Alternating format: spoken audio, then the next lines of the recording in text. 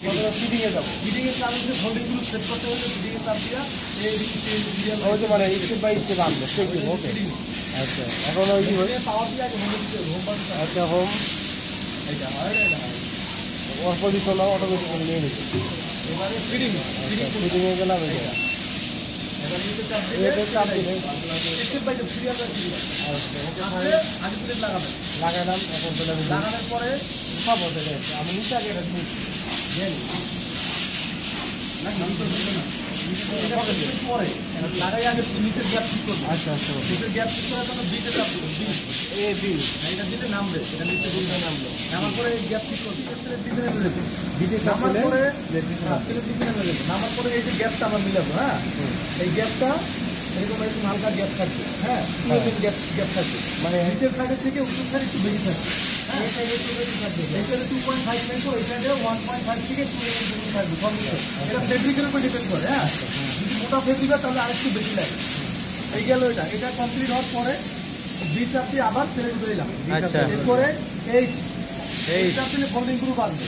আসার পরে এই সাইড পাতি নিচের বটম পাতি এটা লাগাইতে হবে। লাগানোর পরে সি চাপ দিতে হবে।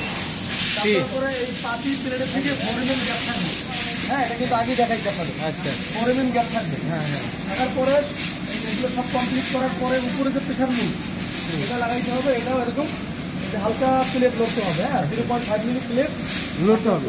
পিকচার ভিডিও না, হ্যাঁ এরকম লড়বে 0.5 প্রেশার ফিট অ্যান্ড ইনার প্লেটটা 0.5 প্রেশার না থাকে, প্রেশার থাকে কিন্তু ফোল্ডিং হবে। আচ্ছা এই আর এই কর্নার পাতিগুলো সেম পিছনে 3 mm গ্যাপ রাখা, হ্যাঁ মিলাই দিবেন ভিতরে ও যা ঢুকার এনে একটু সময় নিয়ে এনে এখানে একটু সময় লাগবে এখানে। এরপরে এই যে দুইটা চাপ দিলাম, দিতে হচ্ছে এই 2 সিলিন্ডার সবার আগে মারবে, সাইড পাতি দুটো মারবে দিতে। আচ্ছা দিতে আচ্ছা 1 মিনিট দি যদি চাপ দেয় তাহলে আমার সাইডে রাইট আর লেফট দুটো একসাথে মারবে, লেফট রাইট দুটো একসাথে মারবে, সিলিন্ডার একসাথে কমান দিবে, মানে কমান দিবে বলতে একটা চাপ তো দেবে, হ্যাঁ ওরা মারবে আর একটা বুঝতে পারবে। হ্যাঁ এই তারপর ইতে চাপ দিলে এই সাইড আপার কর্নার পাতি এটা মানে মারবে। এই যে চাপ দিলে এইটা এপে, হ্যাঁ বটমের লেফট সাইড ওই সিলিন্ডার মারবে।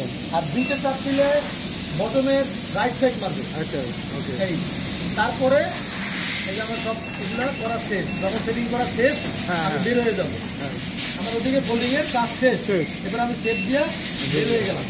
এরপরে আমার কাজ হচ্ছে এস ফিটিং এ দেয়া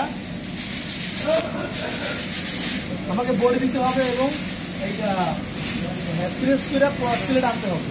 আনার পরে যে স্টাইলের উপরে আমি কাজ করবো সেই স্টাইলে পকেট দিতে হবে, দেওয়ার পরে আবার প্রেস করতে হবে, আবার ফোল্ডিং হয়ে যাবে। ঠিক আছে, ফোল্ডিং কমপ্লিট হওয়ার পরে আমি দেখবো ফোল্ডিং ঠিক আছে কিনা। ফোল্ডিং যদি ওকে থাকে তাহলে আমরা এই আউটার ক্লাম সেট করবো।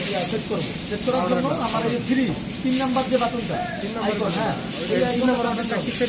এটা আউটার ক্লাম যাবে এবং আসবে। আচ্ছা ওটা আমি গেল। আচ্ছা এরপরে এই বাটনটা প্রেস করে আমার আউটার ক্লাম নিচে নামাতে হবে। নামানোর পরে এই সাইড বড়গুলো সবগুলো আমাকে সেটিং করতে হবে। এই গোটা ফ্লো গ্যাপ প্লেটের সাথে এইভাবে সেট করার পরে লাস্ট আমাকে এই ইনার ক্লাম সেট করতে হবে। লাস্ট ইনার প্লেট, হ্যাঁ ইনার ক্লাম, হ্যাঁ এটা সেট করার পরে আমি UPF5 এই যে পকেটের মতো যে চিহ্নটা এইটা প্রেস করলে আমার এই প্লেটটা বের হয়ে যাবে। UP5 চাপ দিলে ওটা পিছন দিকে যাবে, হ্যাঁ প্লেটটা ইনার প্লেটটা পিছনে ব্যাকে চলে যাবে। আচ্ছা পকেট থেকে দেবো ও ব্যাকে চলে যাবে। এটা অবশ্যই এই প্লেট বের করে নিতে হবে, না বের করে যদি আমি এই বাটনটা প্রেস করি ওইখানে চলে আসবে, প্লেট সহ ভাঙে চলে আসবে। আমার 100% প্লেটটা বের করে নিতে হবে আগে UP5 দিয়ে পিছন দিকে চলে আসবে, তারপরে 2 তে চাপ দিতে হবে, 2 তে চাপ দিলেও আসবে, এদিকে চলে আসবে। এই আসলো, এখন আমি প্রোগ্রাম করব নিউ প্রোগ্রাম। এই যে উপরে নিউ লেখা নিউ, এই নিউ প্রোগ্রামে আমি প্রেস করলাম।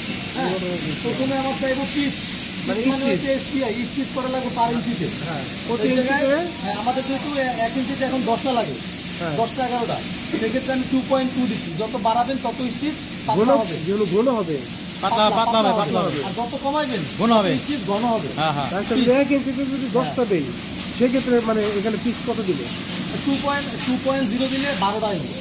2.0-তে 12টা আর 2.3-তে যদি দেই 2.3 দিলে একটু কম দেয় 10টা 11টা এরকম মাইক 2.0 যত বাড়াবো তত এটা কম বেশি করে দেওয়া যাবে এই স্পিড এটা ধরা দরকার না স্পিডটা আউটসাইড থেকে করা যায় এটা কি সেভ হ্যাঁ এবার ইন্টার দিলে কি সেভ হবে হ্যাঁ সেভ হয়ে যাবে তারপরে আমাকে এই যে এই আইকনটা আসবে হ্যাঁ এই আইকনটা আসার পরে আমি প্রথমে আমার দায়িত্ব হবে আমি কোথা থেকে সেলাই শুরু করব হ্যাঁ আমি এই পকেট আমার এখানে কিন্তু আছে এখন আমি কোথা থেকে শুরু করবো সেখানে আমি যাইতেছি এই বাটনের সাহায্যে আমি এদিকে যেতেছি হ্যাঁ এই যে গেলাম দিয়ে দিন নিয়ে নিন এই আমি দাবাই দাবাই দেখবো আমি শুরু করবো একবার মাথার থেকে ভিডিও হইতেছে না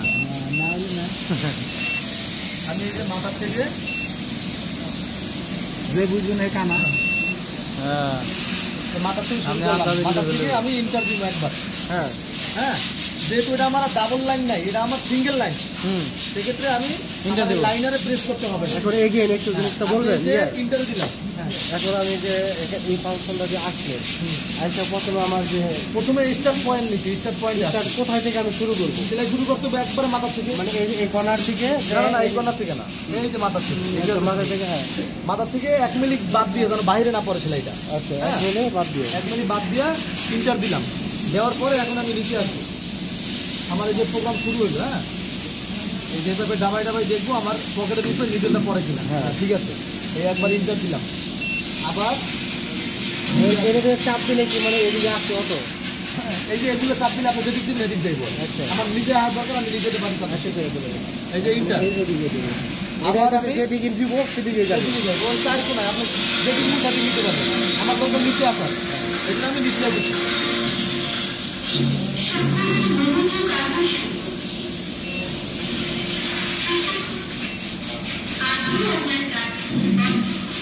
এটা দিচ্ছি কি জন্য আসলাম আসার পরে আমি আবার কর্নারে আইসা ইন্টার দিলাম এবার আমি এদিক যাবো এদিক যাওয়ার জন্য আমি বাম সাইডে যেতে গেলে আমার মিডলটা যদি বাম সাইডে যেতে তখন আমি এটা আপনি ও যেদিক দিবেন ও ওদিক যাবেন মিডলটা উঠাই নেবেন মিডল আমি একটু উঠানো অবস্থা দিতে হবে মিডলটা অলরেডি স্যার আর মিডলটা আমি লাগাবো এখন যদি আমি আপনার এইভাবে দিয়ে চাপ দেবো মিডল ভেঙে দিই ভেঙে দেবো মিডল উঠানোর জন্য আমার আমার হাত দিয়ে ওকে হাত দিয়ে এখন আমি এটা দেখতে পাই এখন আপনি নিচে আসেন হালকা নিচে আসেন হালকা নিচে আসেন এইবার নিচে আচ্ছা আমি ভিডিওটা কমপ্লিট পরে আপনি একবার করি বাস এই জায়গায় আমি একবার ইন্টার দিলাম ইন্টার দিয়ে হ্যাঁ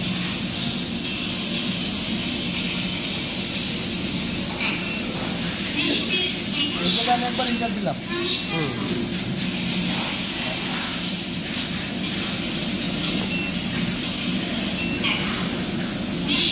এই জায়গায় আমি একবার ইন্টার দিলাম হ্যাঁ এবার আমি উপরে যাবো উপরে এই জায়গায় একবার ইন্টার দিলাম আমার যেই জায়গায় আমরা দিতে পারবো সমস্যা নেই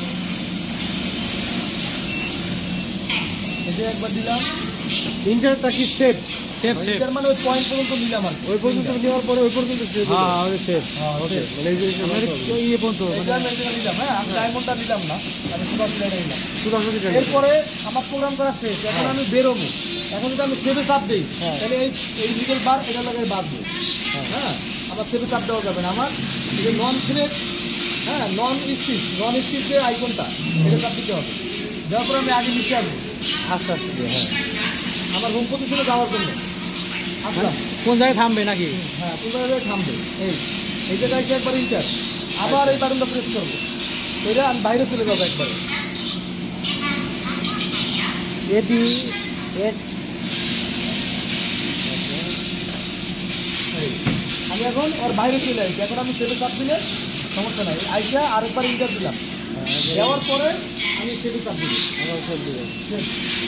ওকে আর আমি দেখবো এখন ওই পয়েন্টটা দেখবো এই প্রোগ্রামটা ধরেন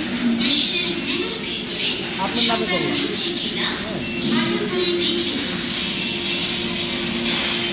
হ্যাঁ ঠিক আছে URAN GN আপনার নামে করলাম ঠিক আছে ওদেন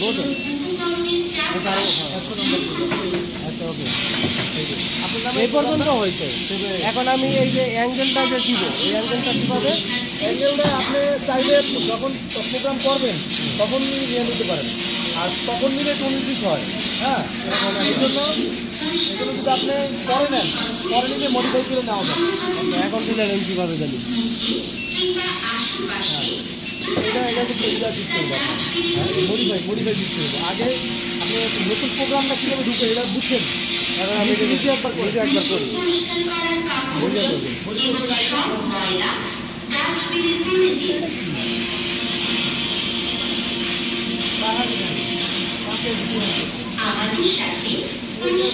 সাথে